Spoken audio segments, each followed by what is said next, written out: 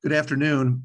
I'm Stephen Postema, and I'm presenting the City of Ann Arbor fiscal year 23 budget for the City Attorney's Office. We've been given a PowerPoint, and I have that on the screen. And I'll follow first the four Ann Arbor pillars that have been set by the City Administrator for the fiscal year 23 budget. Of course, Council is aware these are sustainability, quality of life, positioning for investment, and infrastructure, all important values. And the City Attorney's Office can assist with those values in its own scope of services that is set forth by the charter. And that's to provide legal advice to the council and other entities, to prosecute and do trial work, and the broad mandate to prepare and review the legality of all of the ordinances, contracts, and any legal documents. And indeed, this is broad. More specifically, I have a slide up that sustainability from a legal concept deals with sustainability of governance. For example, how the applicability of the charter, state laws, federal laws, and the defense of the city's position within those legal parameters. Second, there's sustainability of services. That's legal advice to all the service areas on contracts, litigation that arise, and proactive legal advice. As to pillar 2, quality of life. And here, of course, there's the legal advice, but it's also the drafting and enforcement of ordinances, which are adopted specifically to protect and enhance the quality of life in the city.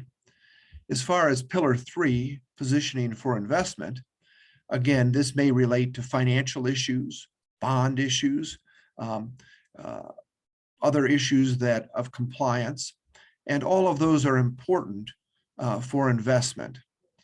Pillar 4, infrastructure. Again, it could be physical infrastructure, and those certainly through public services or through community services are very important, but also legal advice, again, to the infrastructure of governance, which I talked about in pillar 1 as to sustainability. How is the work done in the City Attorney's Office? Many of you know, you've seen this budget presentation before. And this chart, the City Attorney's Office is set up so that there is an attorney, either one or two attorneys assigned to all of the service areas: public services, community services, financial services, safety services, and then also through labor and employment through the Human Resources Department. There's an attorney assigned there, another attorney for boards and commissions, and real estate encompassing a number of the other service areas. And finally, last but not least, an attorney for litigation matters, FOIA, which is important to transparency, and certain election issues. So that's basically how the City Attorney's Office is set up.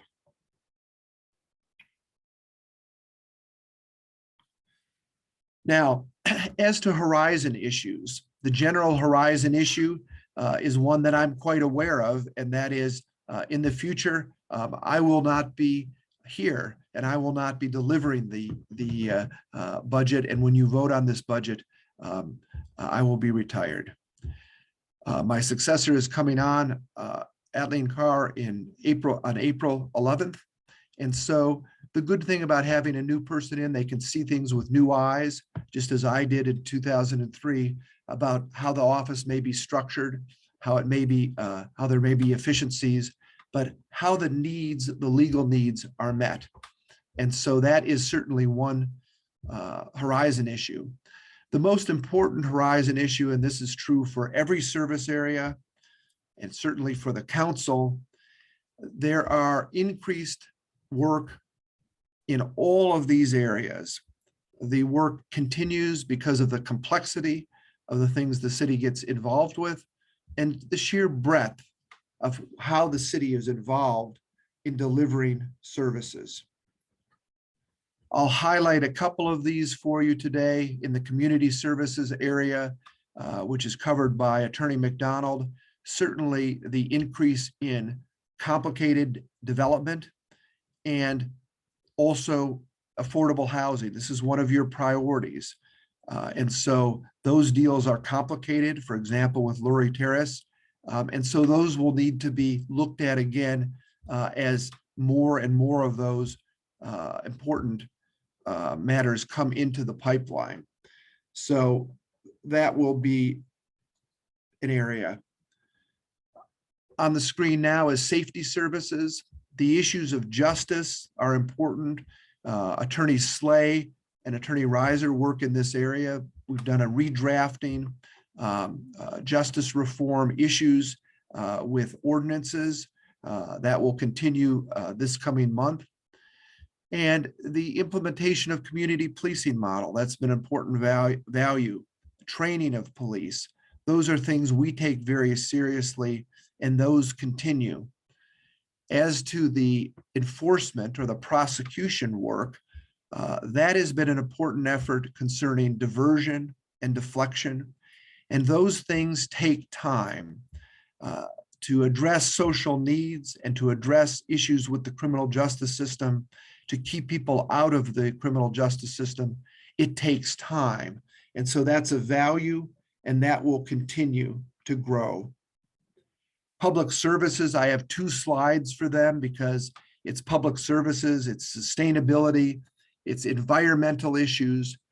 All of those issues are in the increase. They are regulatory. They impact with state and federal law, as I've indicated earlier. There are issues of climate change. Again, those will be legal issues also, changes in transportation, infrastructure needs. Those are all on the horizon.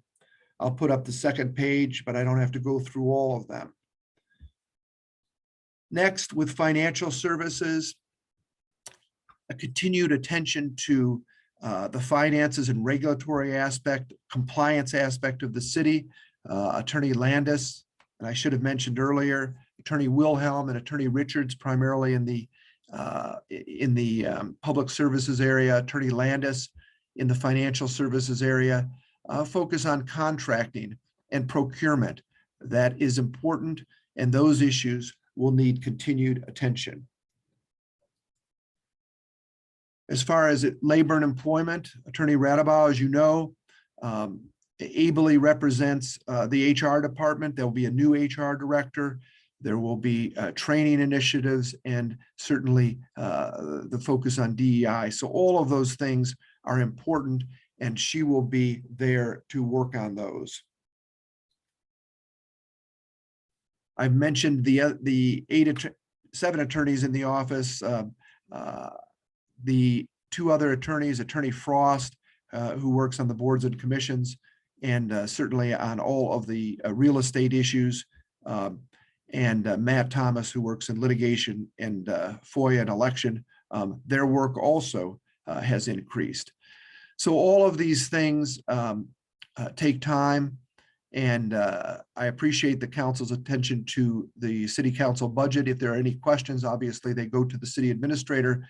But if there are questions about specific legal impacts, those can be raised with interim city attorney Kevin McDonald, and also after April 11th to city attorney Atleen Carr. Again, thank you for your attention to this important aspect of creating the city budget. Thank you very much.